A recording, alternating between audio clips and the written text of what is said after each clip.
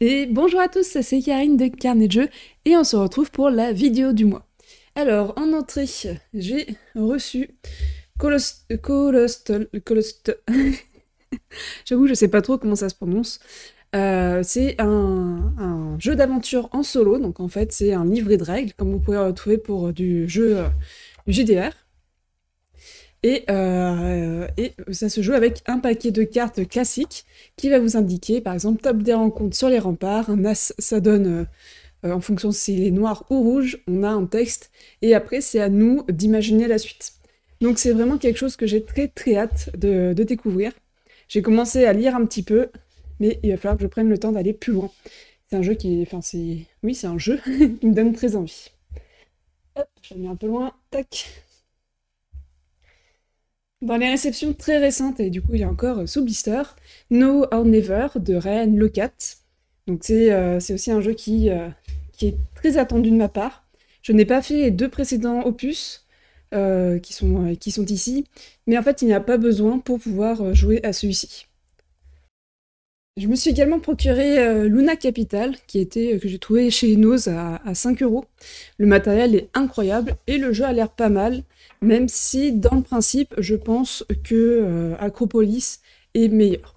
Donc là, il se joue en solo et jusqu'à 4 joueurs, à partir de 8 ans. On va construire notre capitale, notre village, notre ville sur la Lune, et le joueur qui aura fait la plus belle ville va devenir la capitale de la Lune. Et ensuite un gros bébé, Mage Knight, donc merci à Nicotup, parce que c'est son exemplaire. Donc ça fait très longtemps qu'on nous conseille le jeu, c'était l'occasion. Donc là c'est la version VO, j'espère que ça va aller. Et surtout la version de base. Voilà, c'est pas la version Ultimate, mais a priori ce serait bien suffisant pour moi. J'ai également reçu le jeu Earth, que je n'ai pas là, parce que je l'ai prêté à Aurélie pour qu'elle puisse y jouer aussi. Et bah du coup on passe directement au jeu joué. Et justement, en parlant des jeux joués, donc j'ai fait une partie de Earth. Alors je l'avais fait notamment pour le Robinson d'Or, parce qu'il était dans les jeux nommés. Donc d'ailleurs je vous invite à voir la série de vidéos sur cette distinction qu'on a créée cette année. Et du coup j'en ai fait une partie, en effet il fonctionne. Alors j'ai fait une partie standard, parce qu'il y a un mode un peu de découverte. Donc j'ai fait une partie standard, en effet c'est pas mal. C'est clairement pas ma cam, c'est du scoring pour du scoring. Moi j'aime beaucoup. Alors j'aime bien quand on construit des choses, en effet, comme dans Earth, on va vraiment construire son jeu. Par contre, j'aime beaucoup pour du solo, qui est aussi un aspect narratif, l'impression de vivre une aventure. Et dans Earth, je ne l'ai pas du tout, du coup, bah, c'est pas un jeu fait pour moi, quoi. Donc là, j'ai prêté à Aurélie, qui va également pouvoir y jouer, et puis elle pourra vous donner son avis également sur le jeu. Alors, un jeu qui n'était pas sorti depuis un moment. J'avais du coup acquis l'extension Anomalie, qui rajoute des jetons, de boss et des vaisseaux, plus des cartes. Il y a également des cartes défis, qui sont en fait des cartes supplémentaires pour tous les boss, pour complexifier le jeu. Donc j'en ai fait deux parties sur le même boss, parce qu'il est terrible avec les sabliers. Warp's Edge, c'est un jeu dont je commence à me lasser. Alors pour faire une partie de temps en temps, pourquoi pas, mais petit à petit je me dis, voilà, entre un Warp's Edge et un Final Girl, aujourd'hui je préfère sortir un Final Girl. Notamment pour cette dimension histoire, vivre une aventure. Dans Warp's Edge, c'est quand même très souvent la même chose. Ok, le boss il change, tu peux également changer de vaisseau, même si je ne vois pas l'intérêt. Donc au final, il n'y a que les boss et les défis avec l'extension Anomalie qui apportent quelque chose. Et au final, bah, c'est un peu toujours le même jeu. Il est très bon. Franchement, pour commencer en solo, je recommande. Par contre, quand on a un peu plus de matière en solo, on va peut-être préférer d'autres jeux. Tac. Bah, je vais enlever cela. J'ai pas joué en solo. Hop, mon Corpse Edge. J'ai également du coup joué à Final Girl. Donc clairement, j'ai pris plus de plaisir à jouer au Final Girl qu'au Corpse Edge. Les deux, la Bosquet Sacré et Foire Infernale, ils sont tellement difficiles. Bosquet Sacré, je crois que c'est le pire. Le pire des 5 scénarios que j'ai joués. Je le trouve vraiment très très compliqué. La partie est assez rapide. Enfin, moi j'ai fait qu'une partie sur chaque. Hein. J'en referai une deuxième, etc. dont sur certainement des parties filmées. Mais ouais, celui-ci, je me suis fait éclater. Celui-ci aussi, mais un peu moins, je vois un peu plus de perspective pour m'améliorer.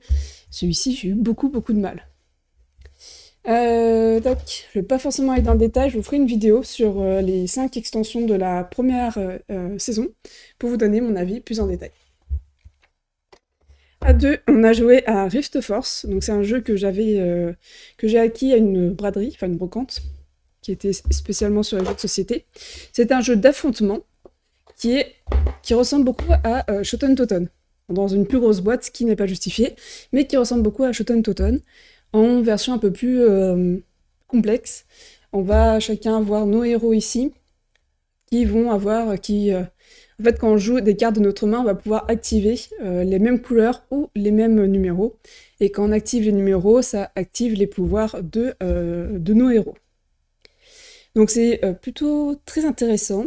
J'ai vu qu'il y avait un mode solo, une extension qui apportait le mode solo, pardon.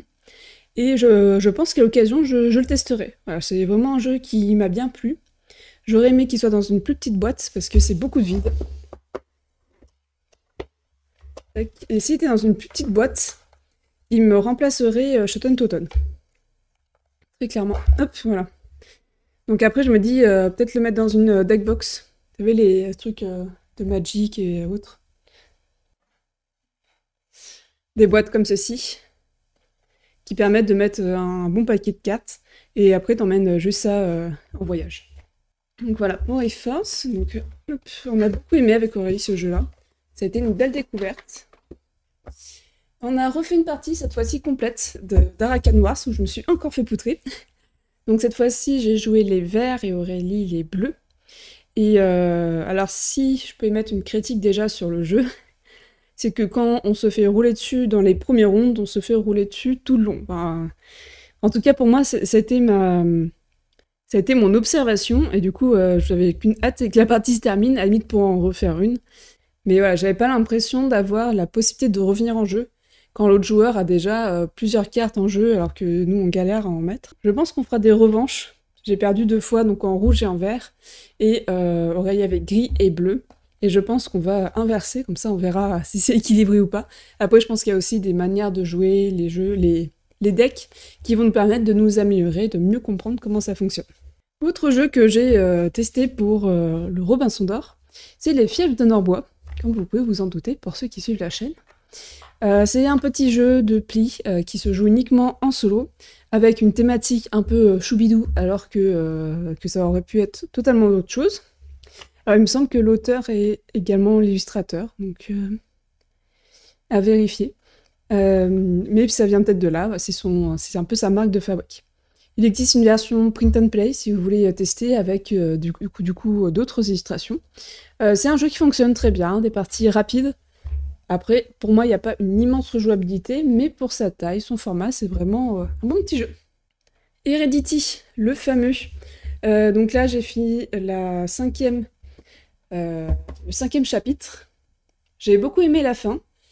C'est difficile de donner son avis sans spoil, du coup je donnerai pas trop mon avis sur la fin. J'ai trouvé sympa avec un petit bummel. Si vous faites le jeu, peut-être que vous aurez la même impression que moi. Pour moi, ça vaut le coup de faire le jeu. Et l'extension, donc un 6e chapitre qui sera un préquel, devrait sortir milieu d'année prochaine. Honnêtement, pour moi, je ne suis pas sûre que je ferai ce scénario-là. Je trouve qu'il arrive trop tard par rapport à la sortie du jeu. Et mon intérêt va forcément diminuer, il y aura d'autres jeux, etc.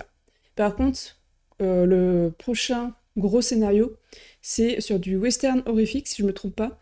Et ça m'attire beaucoup plus. Donc Heredity, je peux vous le conseiller. Et d'ailleurs, pour ceux qui suivent la chaîne, j'ai dit que je ferai une campagne dessus. Il se trouve que j'ai perdu la vidéo du 3e chapitre, et le 4e chapitre, je l'avais pas enregistré. Donc comme ça au moins on est bien. Éventuellement, je peux refaire le 5e chapitre, mais comme j'avais fait, en fait, j'avais filmé, comme j'ai fait des erreurs de règles, ça vaut pas vraiment le coup que je vous le montre. Ce sera pas très intéressant pour vous. Enfin, moi, je sais que quand je regarde une vidéo et qu'il y a des erreurs flagrantes, ça me sort du truc. Donc, je vois pas trop l'intérêt. Et enfin, dernier jeu, le Mastodonte For Glory, dont je vous ai fait une vidéo sur la chaîne. un jeu que j'apprécie énormément. Vous avez été nombreux aussi à regarder la vidéo, donc comme quoi c'est un jeu qui intrigue, uniquement en VO, je vous en ai déjà parlé plusieurs fois les mois d'avant, donc je vais pas trop entrer dans les détails, un jeu de gladiateur, deck building, excellent. Voilà. Pas facile à trouver, mais excellent. Donc voilà pour les jeux entrées, joués, et maintenant on va passer aux jeux sortis. Alors ça va être assez rapide parce qu'ils sont au nombre de 3. Donc il y a Nemesis, c'est vrai que j'en ai pas parlé dans les parties jouées, mais on a fait une partie de Nemesis, enfin on y a joué. On s'attendait à quelque chose de beaucoup plus expert, et en fait c'est très très accessible.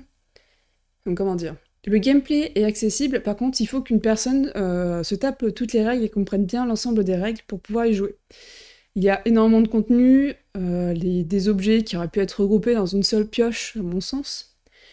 En fait, pour moi, il y a un mélange entre du matériel qui pourrait laisser à penser que Nemesis est un jeu expert, et derrière un gameplay qui est assez simple, qui est là pour une bonne soirée entre potes, et on ne va pas vraiment au-delà de ça. Donc voilà, donc moi j'ai revendu le jeu. Comme vous pouvez vous en douter, 1 heure après avoir mis l'annonce en ligne, il était vendu. Quand on met pas ces jeux à 500 €, ça se vend un peu plus vite. Alors je rigole, mais en fait je ris un peu jaune de cette tendance qu'il y a maintenant sur Ocaseo à vendre des jeux très chers. Alors c'est peut-être que c'était déjà le cas, mais je trouve qu'il y en avait beaucoup moins. Il y a énormément de spéculation qui se fait en ce moment, et moi ça m'agace. Donc j'ai pas voulu entrer dans ce jeu-là, et je l'ai vendu à un prix qui était tout à fait correct. Voilà. Comme ça, personne n'a pu en profiter. Et j'ai l'espoir que si jamais elle le revend, elle le vendra également à un prix correct pour que d'autres personnes puissent en profiter. Un jeu vendu, j'ai également vendu Fugitif, qui est un jeu à 2 qu'on a beaucoup aimé, mais comme j'expliquais déjà précédemment, il y a peu de jeux à 2 auxquels on rejoue au final, à part des Legacy ou vraiment des jeux qui nous ont particulièrement marqués. Et en général, ça va être un peu plus des plus gros jeux, ou vraiment des tout petits jeux à amener en vacances. Et encore, dans ces cas-là, en général, on achète plutôt un jeu pendant les vacances qu'on va découvrir et beaucoup jouer. Donc voilà, il y a quelques jeux qui vont peut-être se faire une marque comme Race Force, qu'on a beaucoup aimé, qui pourrait remplacer Shoten Toten qu'on a toujours. J'ai également vendu Pocket Mars, donc il me semble que j'avais déjà fait un retour dessus. C'est un petit jeu qui semblait pas mal, et qui, en jouant, n'avait aucun intérêt. Voilà. C'est un peu pareil que Nemesis, mais en pire, les règles sont un peu complexes. Et d'ailleurs, pourtant, le gameplay, il est assez plat. On joue une carte, on applique les faits. Bon, on pourrait faire ça pour tous les jeux. Hein. Je comprends que là, mon argumentaire n'est pas très précis, mais globalement, ça casse pas 3 pattes à un canard. Donc c'est ressorti, ça ne nous a pas spécialement plu. Et voilà pour le tour du coup de la vidéo du mois. Donc c'est potentiellement la dernière, en tout cas la dernière vidéo du mois, ça c'est sûr, de cette année. Donc je vous souhaite à tous de très bonnes fêtes de fin d'année. Profitez bien de vos proches, n'hésitez pas à sortir des jeux qui soient adaptés à tous, pour passer des bons moments autour d'une table. C'est l'un des buts premiers des jeux de société. Donc j'espère que vous aurez l'occasion d'en sortir, et que tout le monde aura du plaisir à y jouer. Je vous souhaite à tous d'être très gâtés, de gâter votre entourage, et on se dit à très bientôt pour une nouvelle année. Allez, à bientôt!